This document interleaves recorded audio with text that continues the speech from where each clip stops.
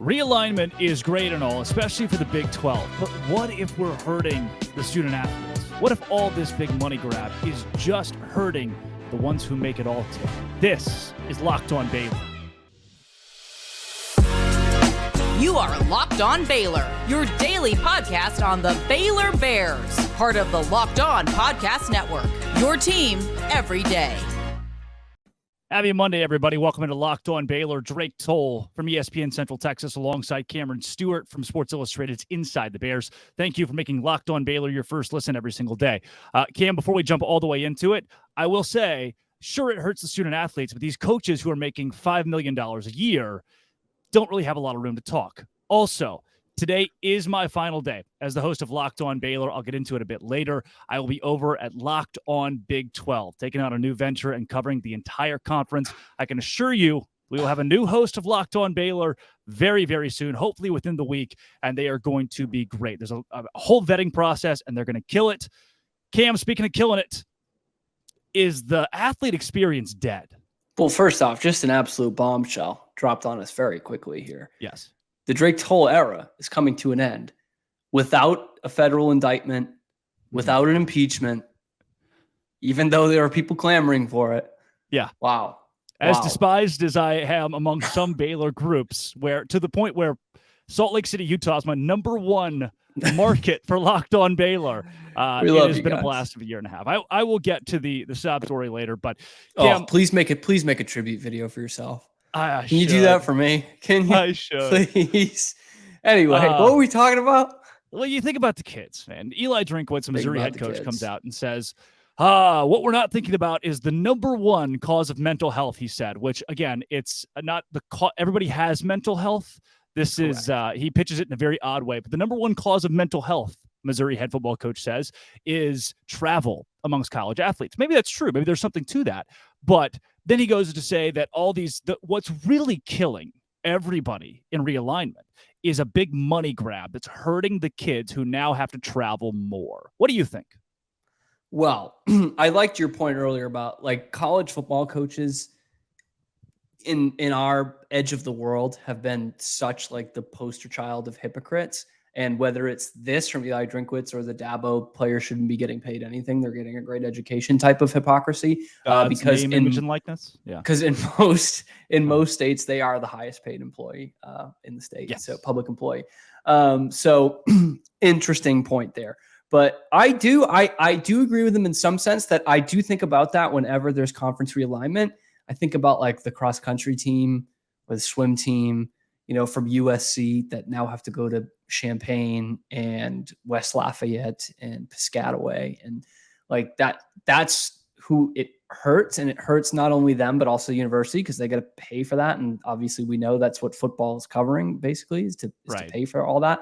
But to this hypocrisy point, I would say, okay, go join the Big Ten or go join the ACC. Oh no, you left 10 years ago because that is just an absolute cash cow for your university to play in the SEC. Like it's just the ultimate, like maybe don't have much of a leg to stand on here. The fans can do that. And certainly the softball players and the swimmers and divers can say that on their own, which we've seen from the Oregon people I saw recently, but it's just not the great place for the head football coach to be talking about. Make the Missouri Valley Conference again.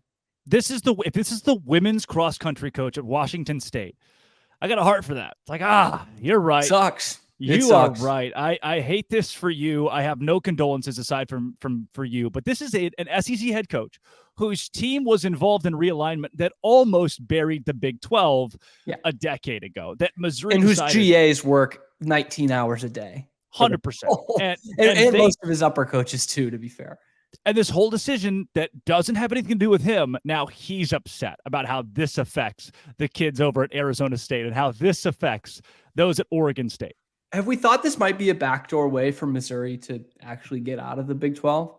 They're like, we could go, the Big Ten's making a ton of money now too. We could go there and beat up on Rutgers and Maryland instead of just getting our butts handed to us by maybe they're so Arkansas tired and Ole Miss. They're so tired of losing, they're going to go to the Pac-12. They're going to help rebuild the Pac-12 as almost a charity case. Yes, because it's what they believe in. It's what they believe in. They're like, hey, Vanderbilt, why don't you come with us?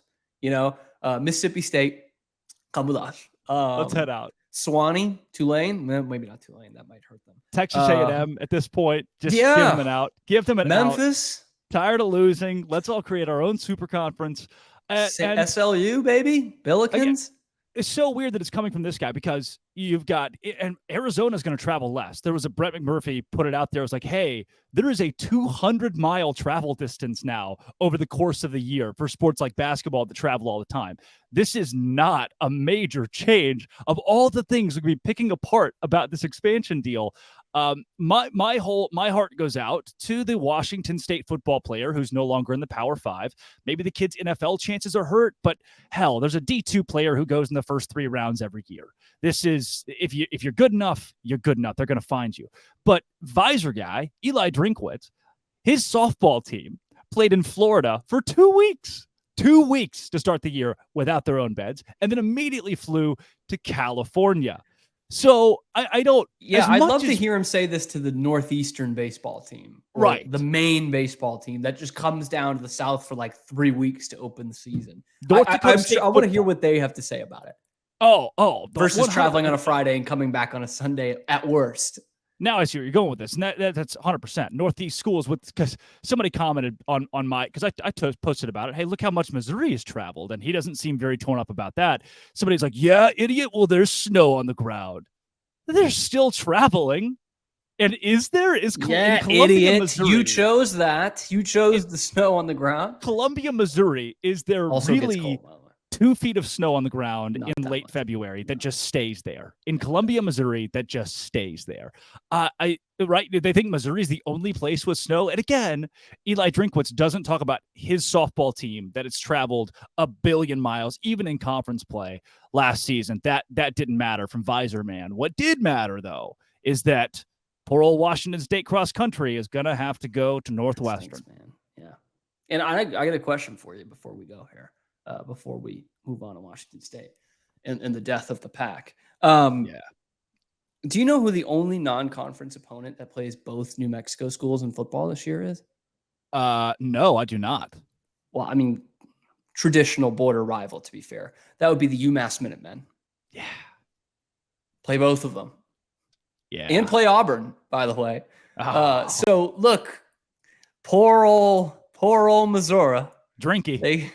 They can schedule Kansas out of conference, but UMass got to come down and play New Mexico and New Mexico State.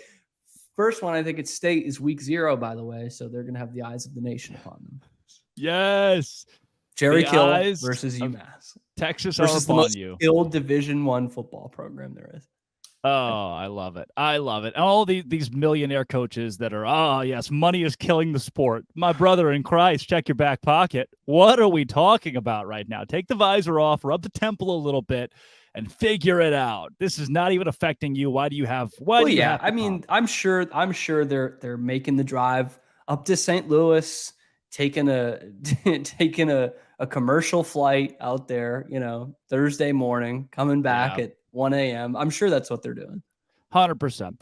I'll tell you what, you mentioned a really good point here on Locked On Baylor, part of the Locked On Podcast Network, your team every day. Before we get into how the Big 12 survived this whole deal, I am just floored right now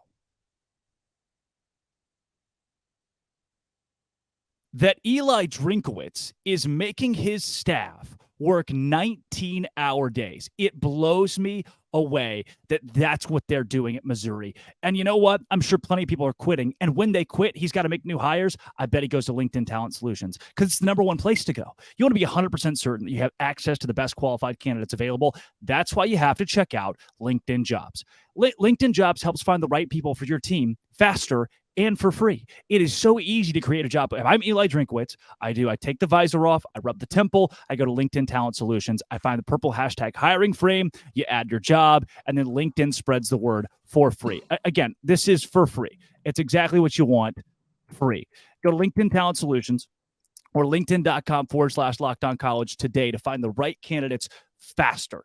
linkedin.com/lockedoncollege to find the right candidates faster.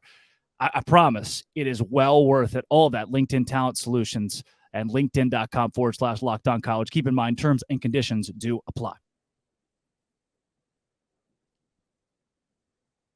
Somehow the crazy kids did it. The Big 12 survived. I was watching a clip from 365 Sports, which I'm known to do. I've mentioned that on the show many times. And it was a couple of the hosts saying, the Big 12's dead. Why are we even talking about this? The Big 12, it's over. It's over. They're done. This being after Oklahoma and Texas left. And that video now has like 100,000 views. Because here you go. The Big 12, as dark as the days seemed under former leadership, past leadership, the crazy kids did it. The Hateful Eight is now 16. And the conference that turned its nose up to you is dead. And is just going to own half the country, for the most part. Obviously, USC, UCLA, biggest West Coast brands, they're in a different conference. But you have eliminated most of the West Coast, if not brought them in. Unbelievable case study is going to be done by business schools or whatever around the country about the leadership of these two conferences. Bob Bowlesby, by the way, not enough people are shouting out Bob Bowlesby. Shout out Bob Bowlesby. He started something. Yeah. He brought the first four in. He is the Dan Duquette to Brett Yormark's Theo Epstein. And like 5 of your listeners will get that. Yeah. The Bill Parcells to Yormark's Bill Belichick. I was on an elevator with Bob Bowlesby the week that happened. The week he brought in BYU, Cincinnati, UCF, and Houston. And we forget he is the master orchestrator of this. He, in his ineptitude that we assumed, brought this conference back together, and Bob Bowlesby won. Yeah, and when those four teams were brought in, we as Big 12 people were pretty excited, but it didn't spark much interest nationally. It was just kind of like, oh, okay. The Big 12 is really, they're going to try this. They're going to try to hang on here. I mean, they're going to be, 50 feet of crap and then the Big 12, but I think people started to realize going into this summer that, hey, this is not a bad move. Obviously, BYU is a slam dunk. The rest have good football programs, or at least have had some good brands the last decade. And then you start to absorb another major conference. And I mean, this isn't even a hindsight 2020. Foresight was 2020. As soon as Yormark comes in, and the first thing he's talking about, like literally in those media days when he's not even the president yet, he's the commissioner yet, he says, well, the first thing we got to do is TV deal. That's the moneymaker. That is the most important thing to a conference. And that's how he won. He went and restructured his deal immediately. The Pac-12 sat on their hands, and now they're dead. They're dead quicker than I think they ever thought they would be, if they ever thought they would be. It is amazing. And look, it's not going to be the SEC or even the Big Ten, even though it's going to probably be more competitive than the Big Ten. Yeah, for sure. In most sports anyway. But you eliminated the Pac-12. Just eliminated them. And we heard this crap for months about why would anyone want to join the Big 12? And yet still, we don't know anything about the Pac's TV deal. I'm like, look, it's all well and good that you guys love the conference and like being on the West Coast and everything, but without the money, what is going to incentivize these schools to stay? Especially schools like Arizona and Arizona State, Colorado, who were not winning the conference in football. Like, they're just like, look, this conference is going to be even more competitive, but it's going to reach us to a more national level, and we're going to get a lot more money doing it. So Yormark, man, Midas touch, absolute chef's kiss. Just absolutely put them in a corner. Year one, Drake. Yeah. Year one. It was quick. It was really quick, Brett Yormark, the way that he worked and brought this whole thing together. The kind of a glaring thing that I point out, though, is people are not talking enough positively about Utah. They have won the Pac-12 championship. They have won a Rose Bowl. They've been Rose Bowls.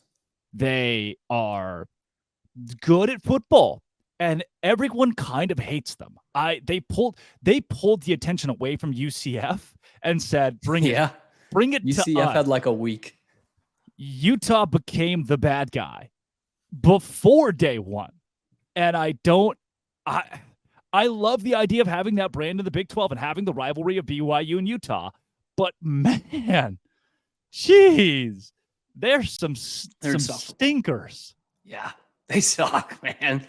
Oh, and I know there's some good ones out there, blah, blah, blah. But they had no interest in joining this conference. And now they're like, we're the best brand in the conference. We're going to beat up on everyone. And look, if they join this year, they'd have the best football team. Yes. But look, we know. TCU knows. Texas Tech kind of knows. Schools like that, those things don't last forever, man. No. They don't. If you're not Oklahoma and you're not, even Texas doesn't last forever. I need Baylor to win this game week 2, Drake. You know, we're objective journalists, obviously, but I need them to win that game. Do you think that can we invite all BYU fans to Waco and give them free tickets for this game? They will be there. They'll be there. They're everywhere, man. When we flew out to Provo last year, there were as many BYU people on our flight and in our terminal as there were Baylor people out of DFW, which that terminal now has a Chili's, by the way. Huge. Humongous news. Found that out at 2 a.m. last night flying. But for us. Yes, all that to say, man, I don't know what the hell, and I'm sure the Pac-12 people, if they do have fans, have been seeing this rise the last couple of years.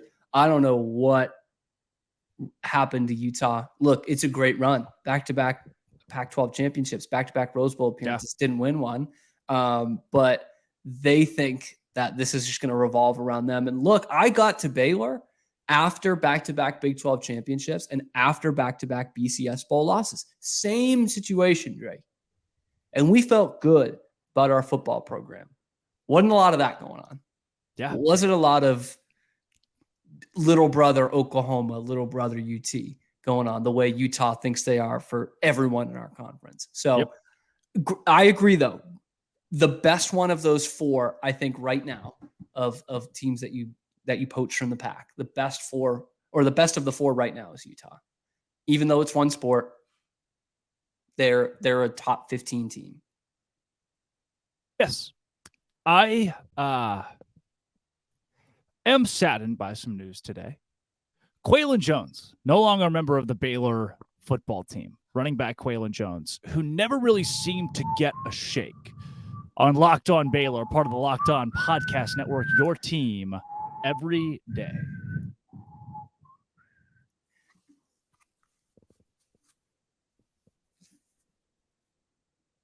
Quaylon Jones. Rip, man. Yeah. 404. Baylor has a really good running back room with Richard Reese and Dominic Richardson. Quaylon Jones would have been he would have been the complementary option to those two, likely a third string guy. And now, for reasons unknown to us and knowing the Baylor program, reasons that are likely to never get out or see the light of day, Quaylon Jones is no longer a member of the Baylor football team, originally reported by was it Colt Barber? It was Eric. I saw from Eric first. Sorry. Yeah. Anyway, I was surprised just because it's August 6th that came out. August 5th, whatever it was. That's all. I thought he would have left earlier, the way Squirrel did. But he does. And you're right. He wasn't going to get a lion's share of the carries at all. But he did bring something to your team. He's 245 pounds. He was the guy out there pass blocking. They didn't ask a lot of that from Richard Reese last year. But I think that's something they trust Dominic Richardson can do. Jordan Jenkins is another name that comes up. He's 225 around there, 220. So a bigger body than Richardson's, who's about 205. But go look at Oklahoma State games last year. Watched a lot of them, actually. He was out there pass blocking, and he's a threat out of the backfield. He had, I think, 25, 30 receptions last year. So he's a guy who's also a pass catching threat, which Quaylon Jones never really was. And they definitely leaned a lot harder on Richard Reese than Quaylon Jones towards the end of last year. We talked about that a bunch. I mean, he was just the absolute workhorse, getting probably too many carries by the end of the season for a true freshman. And I said it on Twitter, it might open up a spot for Bryson Washington, true freshman, who I think everyone likes out of Franklin High. I've been really high on him. Had a good spring game. We'll see. He is 18 years old and he's really still growing. And you've got the depth that you maybe want to just use a redshirt year on him. But yeah, I was surprised to see it on August 5th or whatever it was. That's kind of what raises the antenna of like, okay, this probably just isn't a guy entering the transfer portal, mainly because he hasn't announced that he's entered the transfer portal. So you're like, there might be something else here, but he definitely had a role to play on this Baylor team, just a pretty small one, and one that I think Dave Aranda and Jeff Grimes is okay giving to someone like Dominic Richardson or Jordan Jenkins in some limited snaps. Could have been a squirrel. Could have been a Squirrel Williams. Could have. Somebody's kind of banged up at the top, and Quaylon Jones has the one-off Squirrel Oklahoma game where you're like, oh, who is this? And he goes for 150, 170 and a couple of touchdowns. But I don't think he would have been, as old as he is, too. We're the same age. He came into Baylor with me, so he's a fifth year. As old as he is, I don't think he would have rushed for more than 500 yards this year. No. And now you give, if he's a sophomore and you say that, you're like, okay, well, he could have really progressed, but he's a redshirt senior. Yeah. Now you get, I think Bryson Washington's that guy. To me, Bryson Washington being the third back, this is where Richard Reese was last year, maybe less touted than Bryson Washington, and he rushed for 1,000 yards. I'd love to see it. I really would. I've just been so impressed by him, and I think with as great a season as Richard Reese had last year, and I'm not trying to take away from him when I say this, I think looking at Bryson Washington and the way he ran in the spring game and how big and filled out he is, again, with still more growth to come, I think he's better suited right now as better than what Richard Reese was at this time last year. So I would love to see him get a shot. And it's going to be something where he's not exactly a gadget guy like Ollie Gordon was at Oklahoma State, but someone who's just taken some relief off those guys at any point in the game. The way we kind of saw it from like JaMychal Hasty early in his Baylor career, where he's just as effective as those guys. You know he's going to be a part of the offense in the next couple of years, and he's just getting a feel for this wide zone and hitting those holes, which I thought he was doing really well in the spring game. He's one of the guys that impressed me. Well, before we get out of here, it has been almost a year and a half. It's been close to a year and a half of Locked On Baylor, 305 episodes of Locked On Baylor, and millions of views and listens and impressions and all kinds of that jazz. Please and cry. A lot of losses, some wins sprinkled in there as well. A lot of negativity, some always kept us positivity guessing. Sprinkled in there as well. But a whole lot of realism. Love it or hate it. A lot of people listened, and I can only be thankful for that. And what's amazing, Drake, I just want to say this too. We talk about Brett Yormark and Bob Bowlesby, but this conference had 10 teams in it when you started this podcast. Yeah, it did. Look at it now. 8 teams, maybe. I don't even remember. It may have 8. Kinda. More or less. Here you are. Yeah. It's been great. It has been a great year and a half. From supporters to dissenters, I have loved it all. It was tough to do as a student, to have to show up every day to work, which is my bedroom, and record a 30-minute podcast and give up on a lot of social time to do it. But I did it because I love Baylor, because I love Baylor fans. I'm going to miss being a part of a daily Baylor-centric show. I will be a part of another daily show in Locked On Big 12 and have further career news coming up after that as well. But yeah, this is it. This will be the last time that I say it. Thank you, Cam, for being the tenured guest.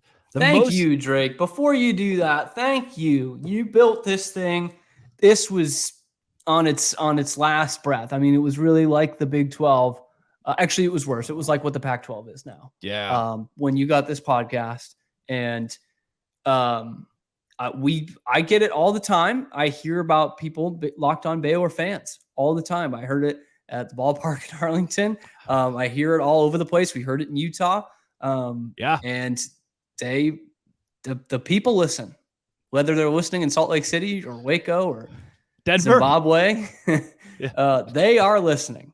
Ocelot and Lorraine. I would love to go back and see what one of these episodes was in March of 2022 versus what it is now. It's just an absolute revelation. Yeah, it has grown a lot. It is from worse than the ground up, from 6 feet under to here. And again, whoever's next is going to be a hell of a host. If Maybe, and it's a going lot to live up to. Within the next week. It's going to happen within the next week, hopefully. We're going to really try to get the ball moving and get you somebody who's fantastic. I've already got somebody in mind for sure. Thanks for making Locked On Baylor your first listen every single day. We'll be back hopefully later this week, early next week, sometime in the very near future. This has been, and it always will be, Locked On Baylor.